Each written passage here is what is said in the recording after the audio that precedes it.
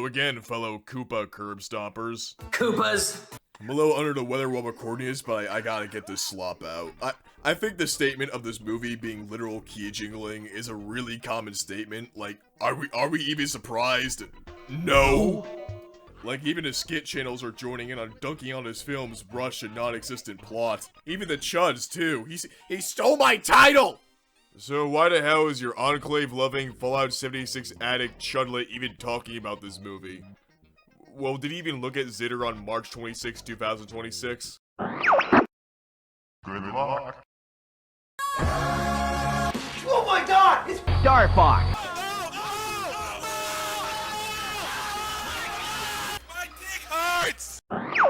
That was a day thousands of Starfox fans were given the biggest dose of hopium after a whole decade of being kept on life support with a fan game with two of the original voice actors.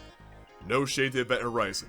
I mean, personally speaking, I think Glenn Powell fits the role amazingly, not just because he's the guy from Top Gun, but he just has that voice McCloud would have. You know, the cocky and arrogant voice that he has in Avengers in 64. It would have been better if they didn't spoil it a week ahead, like they were insecure about this being a Mario movie, so let's just spoil the cameo that we're gonna have that end bits of the movie. Yeah, if you hadn't caught the name already, I was only here for the Starfox content, so I watched it on a free site so I didn't have to deal with the guilt of wasting dosh on the Mama Luigi movie just to see Fox McCloud do his thing for like a few minutes. You can bait me all you want with a promise of a new game, but I'm not buying a Switch 2. We already know it's gonna be Port of Zero without the gamepad gyro shit, or another Metroid Prime 4 situation, but instead the nerdy guy that looks like the kid from Polar Express, it's Crystal, but with a 100% completion bonus to see your feet. The only soul this company has left is in that Squid Game! This is the part of the video where I talk about my thoughts about the movie, but I'm pretty sure if you've seen any other video about this flick, I'm pretty sure you already know what I'm gonna say. Mario Galaxy movie. Rosalina gets bodied in the first few minutes and has zero screen time. Like, the Lumas have more relevance than her. The plot's too fast-paced and never has time to let things settle or even let the characters develop. Like, things just happen because of fuck you, Mario Odyssey level. Here's characters from Mario Bros 2. Look, here's Pikmin for a microsecond. Look, guys, it's the Nes gimmick robot Rob. Look at how slow he moves. Just like the real thing. And Game & Watch is here because it's Atari Sega Nendo. Okay. I bet you even heard that Yoshi just becomes like a part of the main cast because, well, it's Yoshi. He's the thing from Mario. Even the movie's aware about this. So some cool dinosaur just shows up and he's now part of the group. Funny, The only time the movie even tries to have something with the characters is like with Bowser and his son. Like, oh, the Bowser is a changed man after the first movie, and like after an earlier fight with Mario and his son, Mario Pratt is like, hey, your son misses you and respects you a lot, by the way. Maybe you should like talk to him about this. And then there's a scene where Bowser tries to tell Junior like, hey, don't kill the Mario Bros. They're not all that bad. Only for all that to get washed away after Junior does a cheap twist that says, actually, we should be bad again. And a nostalgia trip scene, and even more so later with a nod to Mario Maker, because, yeah, I completely forget what was happening earlier, but hey, here's product placement. Prepare to meet your maker. Everybody that even has a little bit of critical glance has the same thoughts about this flick. Like, it's a movie where things from Mario pop up and a little bit of Starfox, and you point at the thing from the plumber game and clap. I guess what I can add to the argument is, what would I do to make this movie better? So, step 1, make Rosalina more a part of the plot. You could have swapped her whole role in this movie out with the Lumas so that they were captured and she was the one asking for help and not this random fruit gummy over here. Then there would have been more of a reason for her to be a part of the main cast and go on a space adventure to rescue the Star Babies from the evil Bowser Jr. There could have even been a scene where it was revealed more naturally by her that, oh hey, Peach, I'm your sister, instead of just a flashback at the beginning and a book that Peach just finds lying around. That you could also buy. I like money.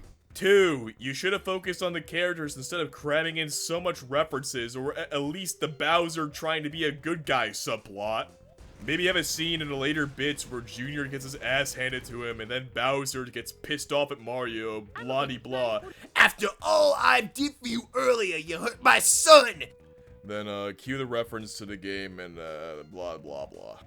And finally, number 3, the main characters should have been the main characters. This movie just bounces around from one group to the next. One part we're with the Mario Bros, next part we're with Peach and Toad, and then Bowser, and then this guy, that guy, Yoshi's Island segment, because again, fuck you, we need more references to games. It really should have been the main 5 with Bowser and Rosalina, and then Bowser gets taken away because of his son, but no. Here's Fox McCloud piloting the observatory or something with a bunch of shit happening on the screen. The Minecraft movie had more going for it. At least it had some sense of a plot. Sure, it was a MacGuffin plot that was carried by 2 good actors and a cast that barely had any script, but at least that was something. I'd rather watch the movie where Jack Black tells a pig lady to die and says a bunch of items from a video game, rather than a movie where he does nothing for the whole plot. This movie is nothing, but again, are we surprised? It's Illumination and modern Nintendo. It's a movie made by a company that will make a good game once in a blue moon that you don't even own now and plaster a $10 DLC onto it that should have been post-game content, and another company that's only difference between it and Ubisoft is that they don't make video games and their merchandise gremlins are yellow instead of white. To be honest, in the end bits, it felt like they wanted to make a Starfox movie with the 2D animated segment that looks really good, the Starfighter scene, the observatory bit. I mean, I wouldn't be surprised if they're thinking about making a Starfox movie, but it's just going to be 64 again in a movie format. Starwolf appears for 2 seconds, and then in the end credits we see Crystal or those 2 dames from Star Fox 2. If you're an adult, don't even bother pirating this. If you're a Star Fox fan, just wait for the clips of Fox McCloud to come on YouTube. Just watch anything else. Like, go watch Mario Bros. Z for something actually entertaining. Go watch A Fox in Space for something that won't insult your intelligence. Go play Star Fox Event Horizon for something that actually does something with its characters and brought some of the original voice actors back. You're good. And if you're a parent, go watch something else with your kids. Like, seriously, this is not worth it, dude. Anyways, if you like this video, leave a like and subscribe. If you hate this video, leave a dislike. I'm an SF1232, and Bing Bing Yahoo. I don't have an end segment for this video, it's a quickie. Hey, isn't Silver supposed to be doing a video about how racing fraud is villainized? I thought he was making a video about Fallout Season 2 sucking balls. Typical, the lazy white she can't make up his mind. Well, stay tuned and shutties.